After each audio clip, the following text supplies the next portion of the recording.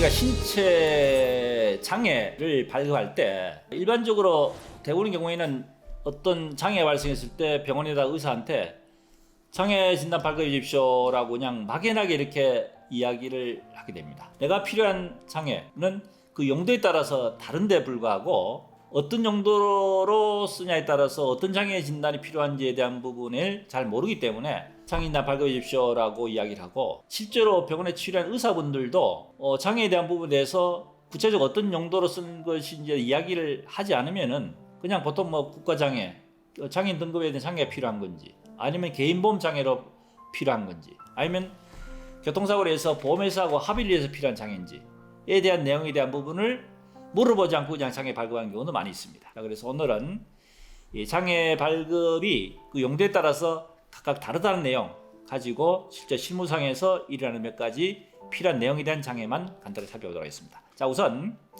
가장 중요한 교통사고 외에 손해배상에 관련된 장애 평가를 하는 데는 맥브라이드 방식. 맥브라이드라는 것은 1930년대 미국의 오클라호마 대학의 맥브라이드 교수가 발간한 장애 평가 책자입니다. 장애 평가 책자를 우리나라에 도입해서 지금 현행 실무, 보험의 자동차 보험 보상 실무뿐만 아니고 법원에서도 아직까지는 맥브라이드에 의한 노동 상실리로 장애 평가 인용하고 있습니다. 자, 이것은 교통사고인 경우에 있어서 각 신체 부위별로 해서 장애를 인정하는 것인데, 이것이 노동 상실률, 우리 신체를 100으로 봤을 때 각 부위별로 해서 상실된 노동 상실을 가지고 일시수익 계산에 있어서 대입한다는 거죠. 소득에 대한 부분에 대해서 장애인만큼에 대한 것을 상실된 소득으로 해서 이것을 가동기간까지 인정을 하고 있습니다.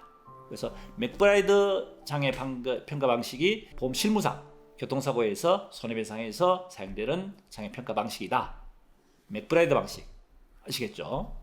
자, 그 다음에 이제 개인보험으로 쓰는 이제 용도가 있는데, 개인보험을 쓰는 것이 일반적으로 이제 AMA 방식으로 평가를 하게 되는데, 이 개인보험은 2005년도 이전에는 생명보험 상해보험에 있어서 급수로 평가를 하기도 하고 또는 장애 지급률로 평가를 하기도 했었습니다. 근데 이것이 2005년도에 통합이 되면서 통합장애 지급 평가를 해서 지급률표로 단위화돼 버렸습니다. 그래서 AMA 방식으로 해서 평가를 하면서 개인보험은 통합장애인에 대한, 그러니까 2005년도 이전에 가입된 보험이냐 이후이냐는 것에 대한 것을 일단 구분해야 되고, 이 구분된 내용에 대한 걸 가지고 감정의사한테 이야기를 하고 개인보험용으로 장애평가 필요합니다 라고 하면은 거기에 맞게끔 개인보험 장애를 평가를 해줍니다. 2005년도 이후에는 통합장애로 인정한다, 통합장애 평가를 한다는 것을 참고를 하시게 됩니다. 자, 그 다음에 이제 가장 일반적으로 일반인들이 보통 장애장애 하는 것이 이제 국가장애입니다.